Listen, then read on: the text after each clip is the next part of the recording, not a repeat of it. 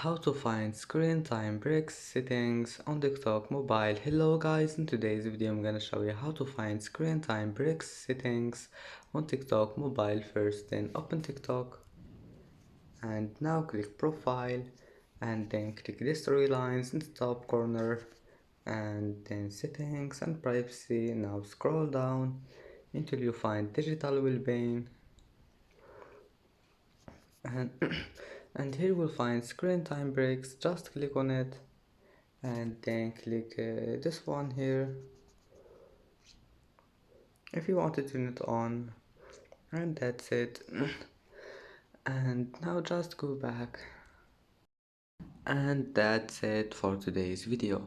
If you like this video, don't forget like and subscribe, and thank you for watching this video until the end, and see you in the next video.